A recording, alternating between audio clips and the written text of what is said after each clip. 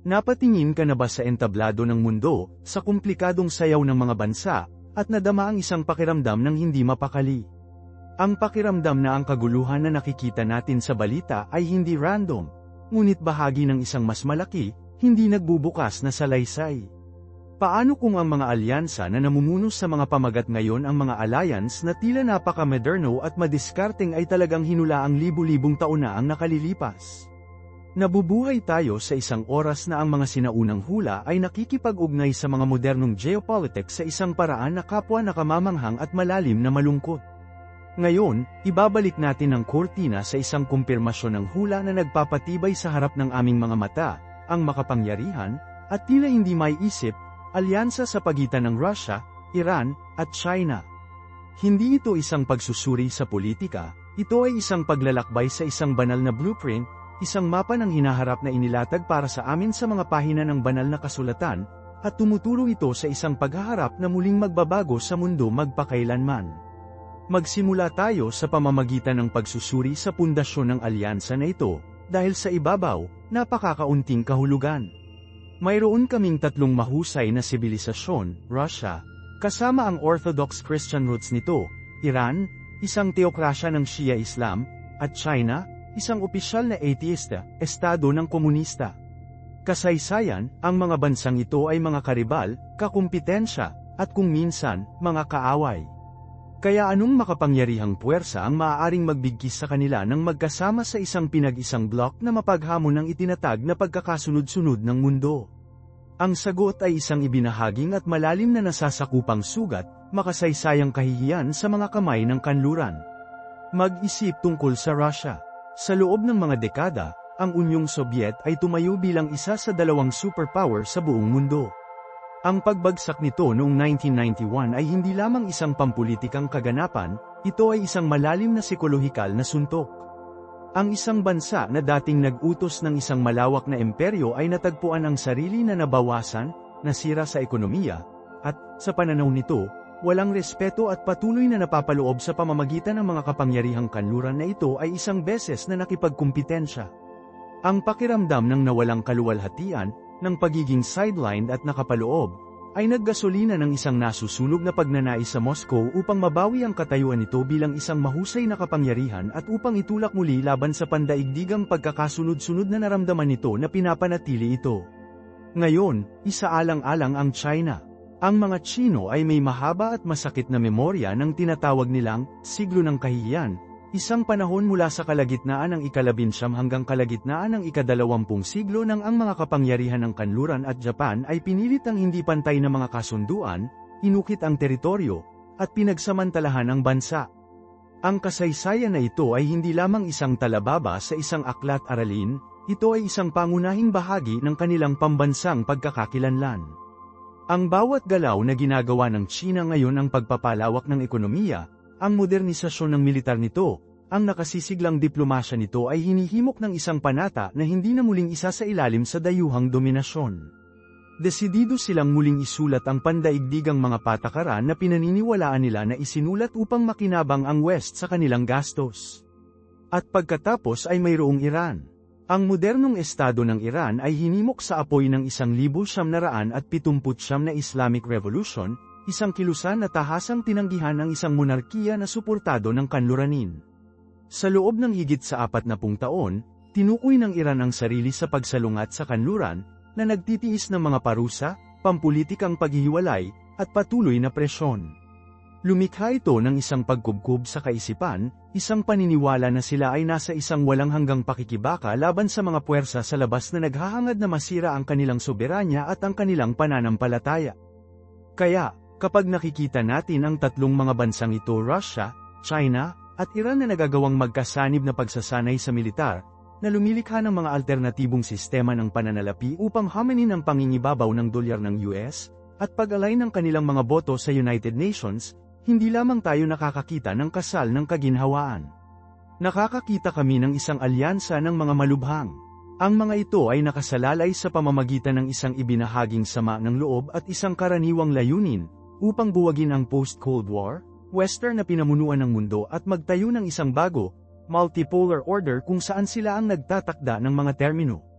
Ito ay isang malakas at pabago-bago na pagganyak. Ngunit ang tunay na nakakagulat ay ang napaka-kumpiderasyon ng mga kapangyarihan na ito ay inilarawan na may katumpakan ng chilling higit sa 2,600 taon na ang nakalilipas. Dinadala tayo nito kay Propeta Ezekiel. Isipin ang taong ito, isang pari ang nagdala sa pagpapatapon sa Babylonia, na nakaupo sa tabi ng ilog Chebar. Siya ay isang refugee, nawasak ang kanyang tinubuang bayan, nagkalat ang kanyang mga tao. At naruroon, sa kalaliman ng kanyang kawalan ng pag-asa, na binigyan siya ng Diyos ng isang serye ng mga nakamamanghang pangitain ng malayong hinaharap. Sa ika-38 na kabanata ng kanyang aklat, pinamunuan ng Diyos ang atensyon ni Ezekiel sa isang tiyak na pagsalakay sa hinaharap ng isang naibalik na Israel. Ang salita ng Panginoon ay lumapit sa kanya, na nagsasabing, "Anak ng tao, itakda ang iyong mukha laban kay Gog, ng lupain ng Magog, ang punong prinsipe ng Meshech at Tubal, hula laban sa kanya." Sa loob ng maraming siglo, ang mga iskolar ng Biblia at mga istoryador ay nagtrabaho upang mabasa ang mga sinaunang pangalan. Ang Magog ay patuloy na kinilala ng mga sinaunang mapagkukunan, tulad ng istoryador na si Josephus, bilang lupain ng mga Scythians, masigasig na tribo na naninirahan sa malawak na mga teritoryo sa hilaga ng mga itim at Caspian na dagat. Ito ang heograpiya ng alam natin ngayon bilang Russia. Ang hula ay karagdagang kinikilala ang pinuno ng pagsalakay na ito bilang prinsipe ng Rosh, Meshech, at Tubal. Maraming mga iskolar ang nakakakita ng Rosh bilang etymological root para sa Ros, ang sinaunang pangalan para sa Russia.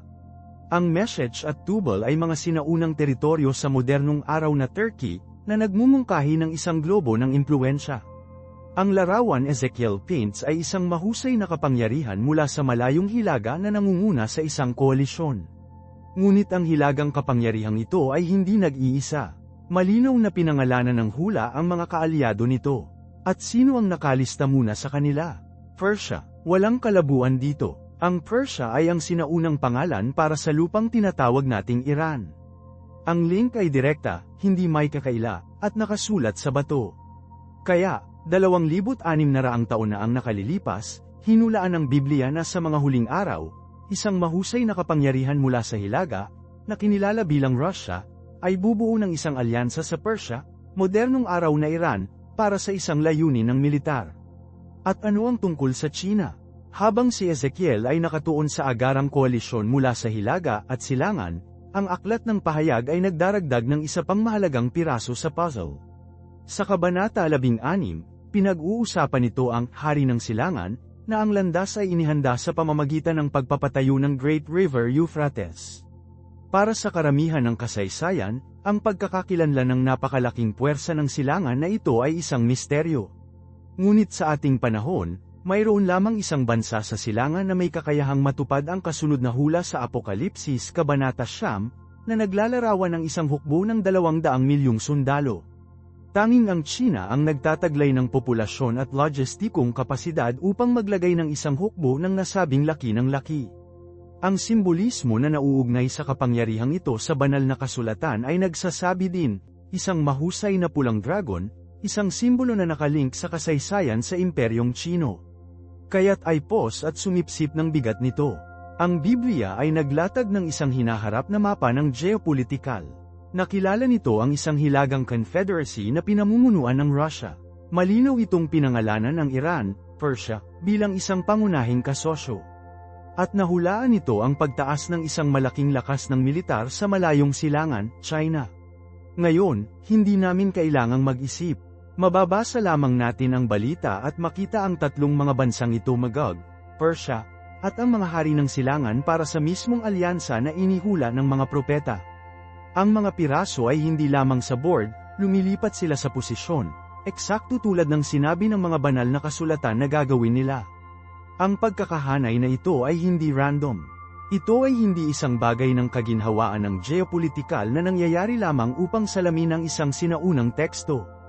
Ang hula ay hindi kapani-pani walang tiyak, hindi lamang tungkol sa asterisk na asterisk kasangkot, ngunit tungkol sa kanilang pagganyak. Bakit ang makapangyarihang koalisyon na ito mula sa hilaga at silangan ay naglalagay ng mga tanawin sa maliit na bansa ng Israel? Si Ezekiel Kabanata 38 ay nagbibigay sa amin ng sagot ng direkta mula sa isip ng Northern Leader. Sinasabi ng Panginoon, ang mga bagay ay darating sa iyong isip, at lilikha ka ng isang masamang pamamaraan. Sasabihin mo, sasalakayin ko ang isang lupain ng mga hindi nabigong mga nayon, aatake ko ang isang mapayapa at hindi mapag-aalinlanganan na tao, upang makuha ang isang mahusay na pagsamsam at sakupin ang pandarambong. Ay dissect natin yan, upang makuha ang isang mahusay na samsam at upang sakupin ang pandarambong. Sa loob ng maraming siglo, ito ay isa pang palaisipan anong dakilang kayamanan ang maaaring mag-alok ng isang baog at nag-iisa na lupain tulad ng Israel. Sa loob ng 2,000 taon, ito ay isang wasteland, isang lalawigan ng mga imperyo ng backwater. Ngunit tingnan ang Israel ngayon. Ito ay isang superpower ng teknolohikal, isang pinuno ng mundo sa pagbabago, cybersecurity, at advanced na agrikultura. Ngunit kahit na higit na makabuluhan, sa huling 2 dekada, natuklasan ng Israel ang mga malalaking reserbang natural na gas ang mga patlang ng Leviathan at Tamar, bukod sa iba pa. Pinag-uusapan namin ang daan-daang bilyon-bilyong dolyar, marahil trilyon, sa likas na yaman. Ang pagtuklas na ito ay hindi lamang isang pang-ekonomiyang boom para sa Israel, ito ay isang pangunahing paglipat sa pandaigdigang mapa ng enerhiya. Ang Israel ay nasa gilid ng pagiging isang pangunahing tagaluwas ng enerhiya sa Europa, na direktang nagbabanta sa stranglehold ng Russia sa merkado ng gas ng Europa. Bigla, ang motibo ng mahusay na spoil ay hindi isang hindi malinaw na termino ng Biblia, ito ay isang headline sa Wall Street Journal. Ang Russia, na ang ekonomiya ay labis na nakasalalay sa mga pag-export ng enerhiya nito, ay may malinaw at malakas na motibo upang makontrol o matakpan ang bagong mapagkukunan ng enerhiya. Ang China, ang pinakamalaking consumer ng enerhiya sa buong mundo, ay may isang hindi nasisiyahan na gana sa mga mapagkukunan upang ma-fuel ang paglaki nito. At ang Iran, na hinihimok ng ideolohiyang apokaliptik na puksain ang Israel, ay nakakakita ng isang estratehikong at pang-ekonomiyang premyo na pupondohan ang mga ambisyon nito at mapuspos ang kinasusuklaman nitong kaaway. Ang masamang pamamaraan, na inilarawan ni Ezekiel ay hindi na misteryo. Ito ay isang bagay ng modernong mapagkukunan ng politika at madiskarteng ambisyon. Ang pandarambong ay totoo, napakalawak, at matatagpuan ito ng tumpak kung saan sinabi ng Biblia na ang pangwakas na salungatan ay nakatuon. Ngayon isaalang-alang ang paglalarawan ng target, isang lupain ng mga hindi nabigong mga nayon, isang mapayapa at hindi mapag-aalinlanganan na tao. Sa unang sulyap, tila sumasalungat ito sa katotohanan ng modernong Israel, isang bansa na kilala para sa malakas na militar at patuloy na estado ng alerto. Ngunit isipin ang mas malalim. Hindi ito tungkol sa mga literal na pader ng bato. Ang Amerika ba ay isang lupain ng mga pader na may pader? Si France ba? Hindi. Inilarawan ng hula ang isang modernong bansa, hindi isang sinaunang. Ang mga sentro ng populasyon ng Israel ay labis na bukas, mga pamayanang sibilyan, mga nayon na nayon. At ano ang tungkol sa mapayapa at hindi mapag-aalinlangan? Ito ay maaaring ituro sa isang hinaharap na oras ng kamag-anak na kalmado, marahil pagsunod sa isang kasunduan sa kapayapaan sa rehiyon na nagpapasaya sa bansa sa isang maling kahulugan ng seguridad. O, maaari itong ilarawan ng isang psikolohikal na estado. Sa kabila ng patuloy na pagbabanta, ang Israelis ay nakatira na may kamanghamanghang pakiramdam ng normal at kumpiyansa, isang tiwala sa kanilang kahusayan sa teknolohikal at militar ang kanilang Iron Dome, ang kanilang mga serbisyo sa katalinuhan, ang kanilang lakas ng hangin. Ang kumpiyansa na ito, ang pag-asa na ito sa kanilang sariling lakas, ay maaaring maging hindi mapag-aalinlangan na kahinaan na hinahangad ng mga mananakop na samantalahin. Naniniwala sila na ligtas sila, nakatira sa kaligtasan, kung sa katunayan ang pinakadakilang bagyo sa kasaysayan ay nagtitipon lamang sa kanilang hilagang abot tanaw. Ang mga mekanika ng pagsalakay na ito ay nagiging mas malinaw din sa araw. Tumingin sa Syria, ito ay naging isang staging ground, isang militar na chessboard kung saan ang mismong mga kapangyarihan ng hula ng Ezekiel ay gumagalaw sa kanilang mga piraso. Ang Russia ay nagtatag ng isang napakalaking at permanenteng presensya ng militar doon, mga base ng hangin, mga port ng naval na nagbibigay ito ng isang direktang lupain at air corridor sa hilagang hangganan ng Israel. Ang Iran ay hindi nagpapatakbo sa ilalim ng sarili nitong watawat, Ginagamit nito ang mga proxies nito. Hezbollah sa Lebanon, Shia militias sa Syria at Iraq, lahat ng armado, sinanay, at pinondohan ni Tehran, na bumubuo ng tinatawag nilang singsing ng apoy sa paligid ng Israel. At China, nagpe-play ito ng mahabang laro. Sa pamamagitan ng inisyatibo ng sinturon at kalsada nito, bumibili ito ng mga kritikal na infrastruktura sa buong gitnang silangan, kabilang ang mga port sa Israel mismo. Lumilikha ito ng mga dependency sa ekonomiya at pangangalap ng katalinuhan, na nagpoposisyon sa sarili upang maging benepisyaryo ng ekonomiya ng anumang bagong pagkakasunod-sunod na lumitaw mula sa darating na salungatan. Hindi ito isang malayong posibilidad sa hinaharap. Ito ang madiskarteng katotohanan sa lupa ngayon.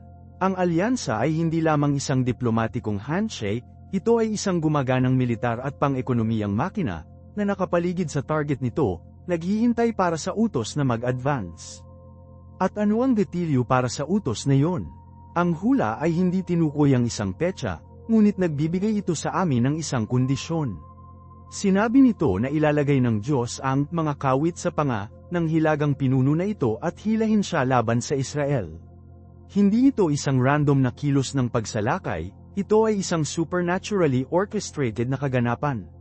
Ipinapahiwatig nito na ang sumalakay na puwersa, na pinangunahan ng Russia, ay maaaring hindi rin nais na atakihin sa partikular na sandaling iyon. Marahil ay naramdaman nila na hindi sila ganap na handa, o ang pampulitikang klima ay hindi perpekto. Ngunit ang mga pangyayari ay pipilitin sila.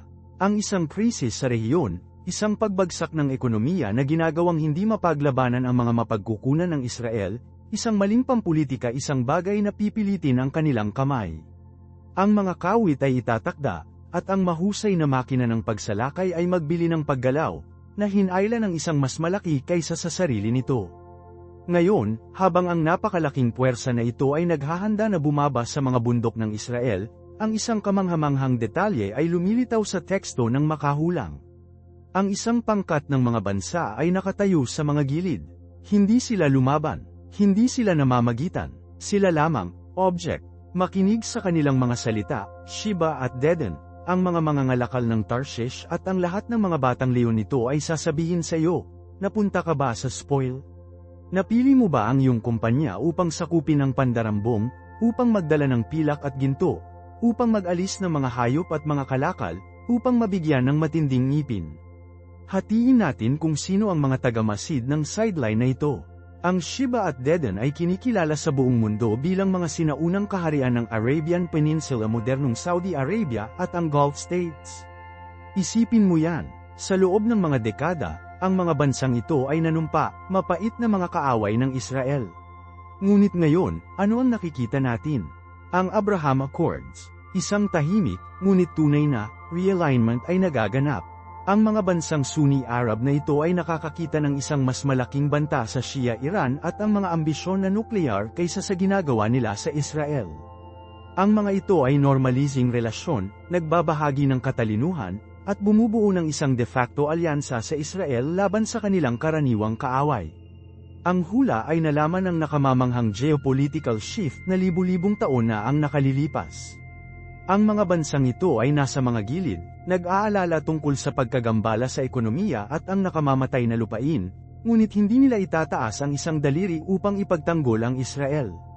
Ang kanilang protesta ay puro isa sa interes sa sarili. Pagkatapos ay mayroon kaming mga ngalakal ng Tarshish at lahat ng mga batang leon nito.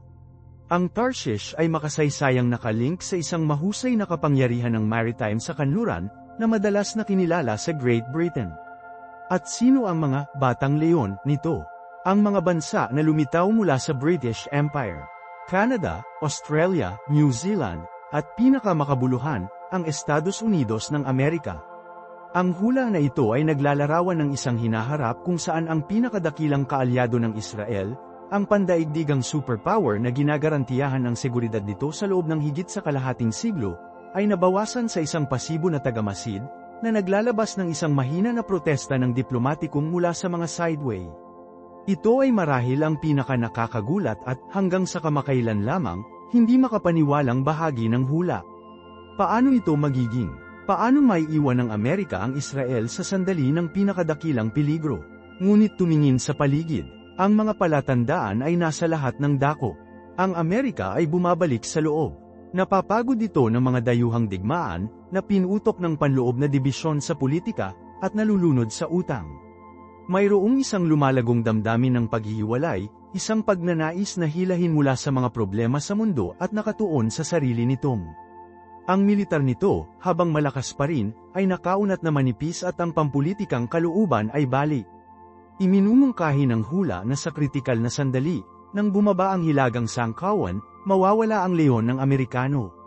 Magtatanong ito, magpapahayag ito ng pag-aalala, ngunit hindi ito kikilos. Dahil sa paralisis sa politika, overextension ng militar, o isang sadyang paglipat ng patakaran, ang Great Protector ay wala.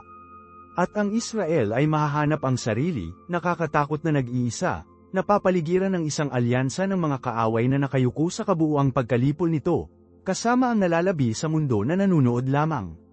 Ito ang yugto na nakatakda. Ang bawat manlalaro ay lumilipat sa kanilang hula na posisyon, hindi dahil sa isang script na nabasa nila, ngunit dahil sa mga sinaunang alon ng kasaysayan at ambisyon na ngayon ay umaabot sa kanilang pangwakas, marahas na crescendo. Kaya nakatakda ang entablado, isang nakakatakot na nakahiwalay na Israel, isang mandaragit na alyansa sa hilagang, at isang mundo ng mga walang malasakit o walang lakas na manunood. Ang sino at ang kung saan ay malinaw. Ngunit ito ay nagdadala sa amin sa susunod, kritikal na mga katanungan, bakit? At kailan? Ano ang maaaring mag-trigger ng isang pagsalakay sa magnitude na ito? Sa loob ng maraming siglo, ito ay isang mahirap na bahagi ng hula na maunawaan. Si Ezekiel ay nakakagulat na tiyak tungkol sa motibo. Ang pinuno ng koalisyon na ito, ang prinsipe ng Rosh, ay nagsabi sa kanyang sarili, aakyat ako laban sa isang lupain ng mga hindi nabigong mga nayon. Ibabalik ko ang aking kamay laban sa mga basurang lugar na tinatahanan ngayon, at laban sa isang tao na natipon mula sa mga bansa, na nakakuha ng mga hayop at kalakal, na naninirahan sa gitna ng lupain. Darating siya, sa pinakapangit na mga termino, upang sakupin ang samsam at isakatuparan ang pandarambong. Para sa karamihan ng modernong kasaysayan ng Israel, hindi gaanong kahulugan ito. Ano ang spoil? Anong pandarambong? Ang Israel ay isang bansa ng mga na-reclaim na mga swamp at irigasyon na mga disyerto, mayaman sa kasaysayan at espiritu, ngunit sikat na mahirap sa likas na yaman. Nakaligtas ito sa pagbabago, pagpapasya, at tulong sa dayuhan. Ang ideya na ang isang superpower tulad ng Russia ay haantong sa isang napakalaking koalisyon upang sakupin ang Israel ay tila hindi makatwiran. Ngunit sa ating buhay, malaki ang nagbago. Sa huling dekada, natuklasan ng Israel ang mga patlang ng Leviathan at Tamar natural gas mula sa baybayin ng Mediterranean. Ang mga ito ay hindi menor de edad na hahanap, ang mga ito ay mga malalaking reserba ng enerhiya, sapat na upang gawin ng Israel hindi lamang independenteng enerhiya ngunit isang pangunahing tagaluwas ng enerhiya.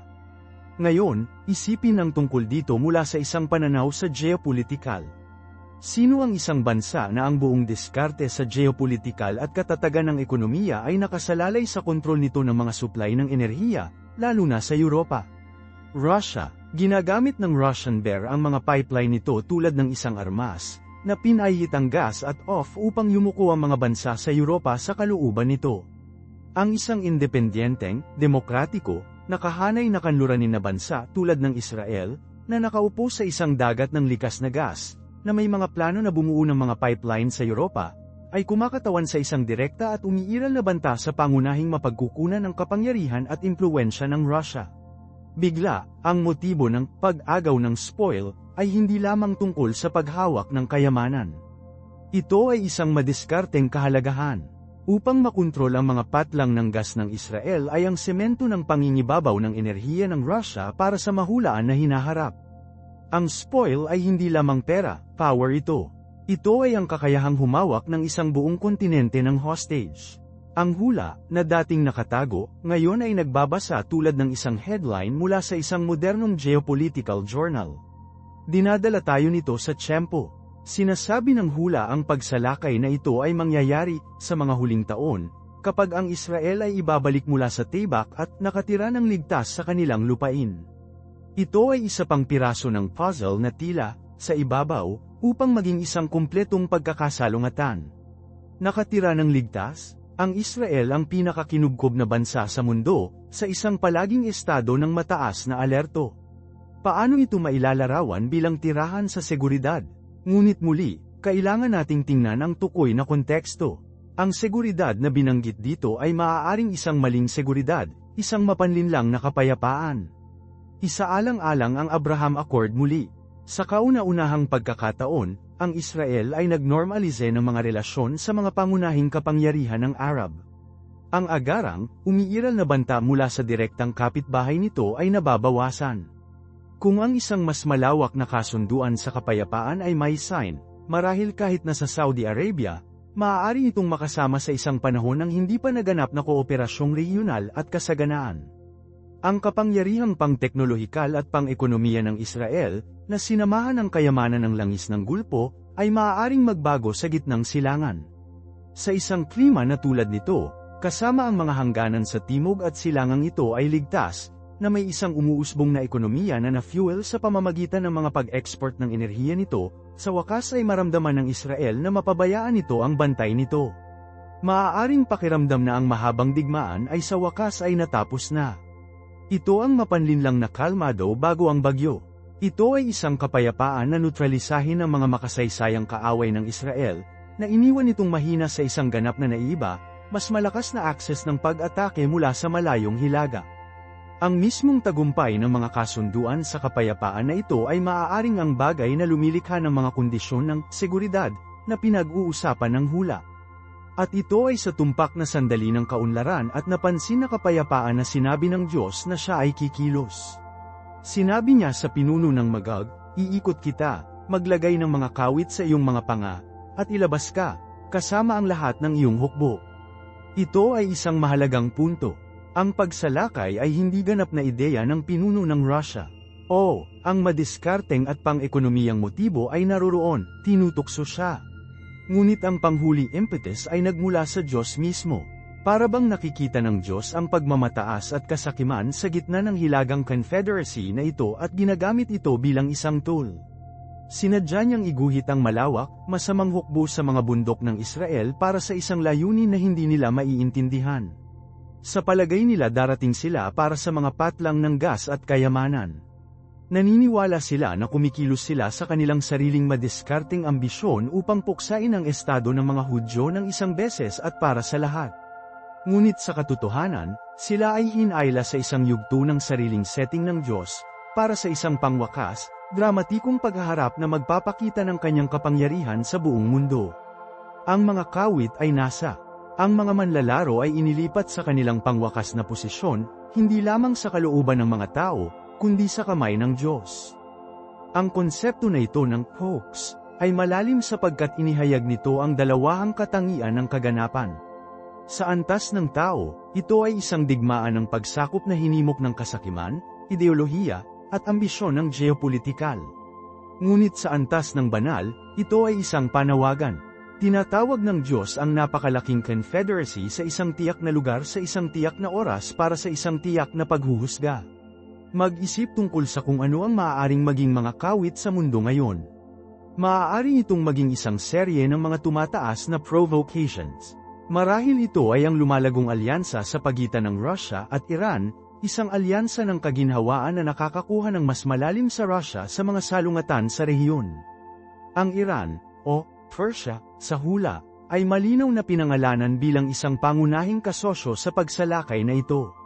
Ngayon, nakikita namin ang Russia na umaasa sa mga drone ng Iran para sa digmaan nito sa Ukraine, at bilang kapalit, na nagbibigay ng Iran ng advanced na teknolohiya ng militar at diplomatikong takip. Ang relasyon na ito ng symbiotic ay nagpapalakas sa mismong akses ng kapangyarihan na sa kalaunan ay magmarcha sa Israel. Ang isa pang kawit ay maaaring ang kawalang tatag sa Syria. Ang maiinit na tubig na port lamang ng Russia sa Mediterranean ay nasa Tartus, Syria. Ang pagprotekta sa estratehikong pag-aari na ito ay hindi na pag-usapan para sa Moscow. Kung ang Israel ay magsasagawa ng isang pangunahing operasyon ng militar laban sa mga proxies ng Iran sa Syria, na regular na ginagawa nito, ang Russia ay maaaring mapuko sa isang direktang tugon, na naniniwala sa mga mahalagang interes nito. Hindi mahirap isipin ang isang senaryo kung saan ang isang serye ng mga maling pagkakamali at paglala, na na-fuel sa pamamagitan ng pagmamalaki ng isang pinuno ng Russia na nais na ibalik ang isang pandaigdigang imperyo, hinayla sila sa isang salungatan na naniniwala silang maaari silang manalo ng mabilis. Nakikita nila ang isang Israel na lumilitaw na nakahiwalay, isang Estados Unidos na lumilitaw na ginulo at ayaw na makisali, at isang kayamanan ng yaman ng enerhiya para sa pagkuha. Ang mga kawit ay ang mga pangyayari na ginagawang hindi lamang posible ang pagsalakay, ngunit lohikal at kinakailangan mula sa punto ng pananaw ng mananakop. Ngunit ang hula ay hindi lamang pangalan ng mga mananakop. Sinasabi din ito sa amin kung sino ang hindi asterisk makilahok. At ito ay tulad ng kaakit-akit. Habang ang mahusay na hukbo ng hilagang ito ay bumaba ng, tulad ng isang ulap upang masakop ang lupain, ang ilang mga bansa ay nakatayo sa mga gilid at object. Hindi sila lumaban.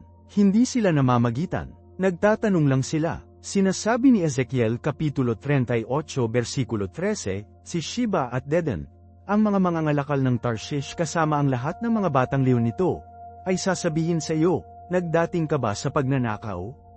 Inipon mo ba ang iyong kumpanya upang kumuha ng nadambong, upang magdala ng pilak at ginto, upang mag-alis ng mga hayop at kalakal, upang kumuha ng mahusay na pag-aagaw?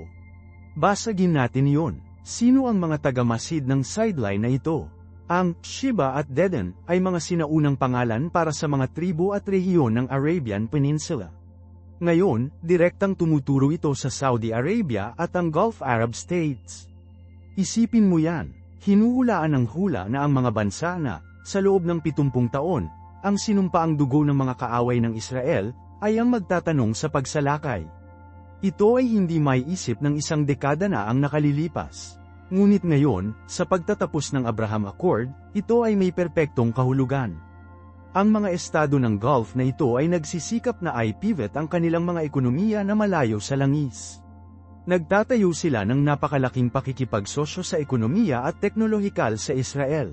Ang isang pagsalakay ng isang axis ng Russian-Iranian ay ganap na masira ang bagong katatagan ng rehiyon at nagbabanta sa kanilang sariling kasaganaan at seguridad. Ang kanilang protesta ay isa sa interes sa sarili. Nakikita nila ang pagsalakay para sa kung ano ito, isang smash and grab para sa mga mapagkukunan na magbabawas sa buong rehiyon. Pagkatapos ay mayroon kang mga mangangalakal ng Tarshish kasama ang lahat ng mga batang leon nito.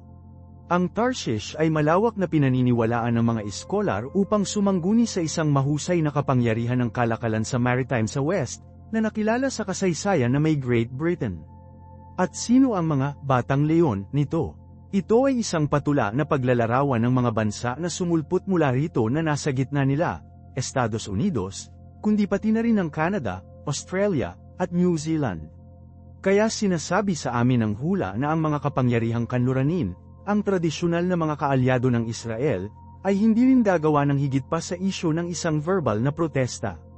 Pansinin ang likas na katangian ng kanilang katanungan. Hindi ito isang paghatol sa moral. Hindi ito, paano mo sinasalakay ang isang soberanong bansa. Hindi ito, tatayo tayo kasama ang ating kaalyado.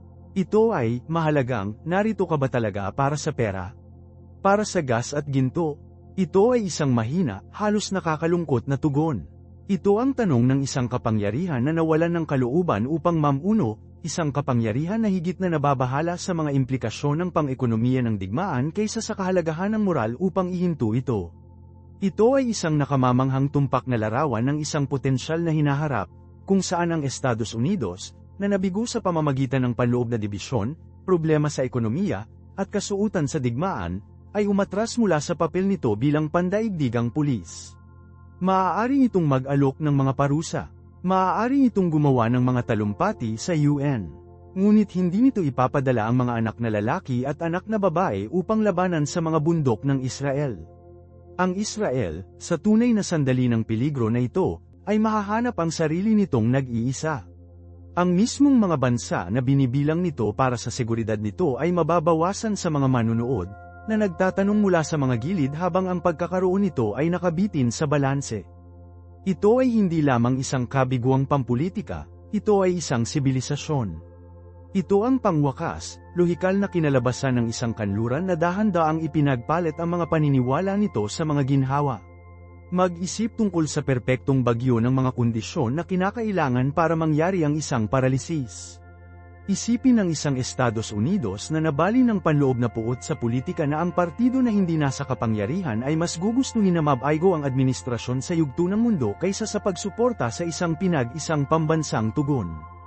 Isipin ng isang pang-ekonomiyang pag-aalsa sa bingit, na nabibigatan ng mga bundok ng utang at grapple lang na may krisis sa enerhiya ng sarili nitong paggawa, kung saan ang mga pinuno ay natatakot na ang paggawa sa isang dayuhang digmaan ay mag-uudyok ng isang kumpletong pagbagsak sa bahay.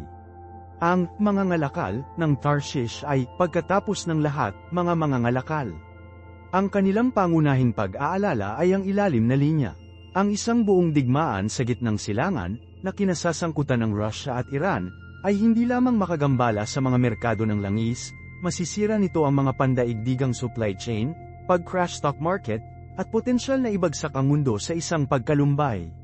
Kaya nagtanong sila tungkol sa spoil at ang plunder, dahil yun lamang ang lens kung saan makikita pa rin nila ang mundo. Hindi na nila iniisip ang mga tuntunin ng tama at mali, ng pagtatanggol sa demokrasya o pagprotekta sa isang kaalyado. Iniisip nila tulad ng mga accountant na nakatitig sa isang nakapipinsalang ledger, pagkalkula ng panganib at pagkakalantad. At ano ang mahusay na spoil na ito ng mga mananakop? Malinaw si Ezekiel, pilak at ginto, upang makuha ang mga baka at kalakal, upang sakupin ang mahusay na pandarambong. Sa mga modernong termino, hindi ito tungkol sa mga sinaunang hayop. Ito ay tungkol sa hindi kapani-paniwala, halos mapaghimala, tagumpay sa ekonomiya. Ito ay tungkol sa napakalaking patlang na likas na gasolina tulad ng Leviathan at Tamar, na maaaring palayain ng Europa mula sa pag-asa sa enerhiya sa Russia. Ito ay tungkol sa Silicon Wadi, na nangunguna sa sektor ng tech ng Israel, isang kayamanan ng intelektual na pag-aari at pagbabago sa cybersecurity, artipisyal na katalinuhan, at teknolohiya ng tubig. Ito ay tungkol sa pagkontrol sa madiskarteng crossroads ng buong mundo. Ang GOG Coalition ay hindi lamang darating upang sirain, paparating na. Ito ay isang pag-alit na pagkuha ng korporasyon sa isang pambansang sukat, at ang tinaguriang lupon ng mga direktor ang mga kapangyarihang kanluran ay walang magagawa kundi ang mahina na magtanong tungkol sa mga tuntunin ng pagkuha. Ang kanilang protesta ay ang katumbas na geopolitikal ng isang malakas na salita na sulat mula sa samahan ng isang may-ari ng bahay. Wala itong bigat dahil alam ng agresista na wala silang kalooban na ipatupad ito. Ngayon, patayin ang iyong pansin mula sa mga tahimik na manunood at tumuon sa mismong Israel. Larawan ang eksena. Napapaligiran ang bansa, mula sa hilaga, ang pinagsamang puwersa ng Russia, Iran, Hezbollah, at iba pang mga proxies. Mula sa timog, marahil ang kaguluhan na nag-iwas mula sa Sudan o Libya. Ang kalangitan ay puno ng mga drone at missile. Ang mga cyber network ay nasa ilalim ng walang tigil na pag-atake. Sa loob ng mga dekada, ang Israeli Strategic Doctrine ay itinayo sa dalawang hindi matitinag na mga haligi, pag-asa sa sarili at ang tunay na garantiya ng seguridad ng alyansa nito sa Estados Unidos. Sa sandaling ito, ang isa sa mga haligi na iyon ay ganap na gumuho. Ang mga tawag sa telepono sa Washington ay natutugunan ng mga ekspresyon ng malalim na pag-aalala at mga pangako ng isa pang resolusyon sa UN Security Council. Ang ipinangakong pangkat ng welga ng carrier ay gaganapin sa pamamagitan ng mga pagkaantala ng logistic. Ang emergency munitions airlift ay natigil sa debate sa politika. Ito ang pangwakas na sandali ng paghihiwalay. Ito ay isang pambansang madilim na gabi ng kaluluwa. Ang bawat nakamit na diplomatikong, bawat security pact, bawat kalamangan sa teknolohikal ngayon ay tila hindi sapat. Ang Iron Dome, para sa lahat ng ningning nito, ay nasa sabik sa dami ng dami. Ang ipinagmamalaki na Israeli Air Force, para sa lahat ng kasanayan nito, ay hindi maaaring labanan ng isang multi-front war laban sa isang superpower ng walang hanggan. Ang bansa na muling ipinanganak mula sa mga abo ng Holocaust, na nanunumpa na, hindi na ulit, ngayon ay nahaharap muli ang multo ng pagkalipol, at ang mundo na minsan ang ipinangako ang proteksyon nito ay maiiwasan ang tingin nito. Ito ay tiyak na senaryo na inilarawan ng propeta. Ito ay isang sandali na idinisenyo upang alisin ang bawat onsa ng maling pag-asa at pagmamalaki ng tao. Ito ay sinadya upang pilitin ang bansa sa isang punto kung saan hindi na ito makatingin sa sarili nitong lakas, sariling talino sa paglikha, o ang mga makapangyarihang kaibigan nito. Kapag ang lahat ng tulong ng tao ay nabigo, kapag ang pinakamalakas na hukbo ng mundo ay nabawasan sa mga bystander at ang kalangitan ay lumalaki madilim, may isang direksyon lamang na naiwan upang tumingin. Ang Israel ay hinihimok sa isang lugar ng lubos na pagkabagabag, isang lugar kung saan dapat itong harapin ang mapagkukunan ng orihinal na pangako nito at ang panghuli nitong kaligtasan. Dinadala tayo nito sa panghuli punto ng pag-on, na pinilit kaming magtanong, sa isang edad ng mga superpower at advanced na teknolohiya, naniniwala ka ba na ang panghuli ng isang bansa ay maaari pa ring nakasalalay sa isang kapangyarihan na hindi sa mundong ito? Nais kong marinig ang iyong pananaw sa mga komento sa ibaba. Susuriin namin ang nakagugulat na makahulang sagot sa mismong tanong na yon, kaya siguraduhing mag-subscribe at mag-ring na ang abiso sa bell, dahil ang aming susunod na video ay sumasakop sa dramatikong interbensyon na nagbabago ng ganap sa lahat. Tulad ng dati, ako ang iyong gabay, Marco. Manatiling nakikilala.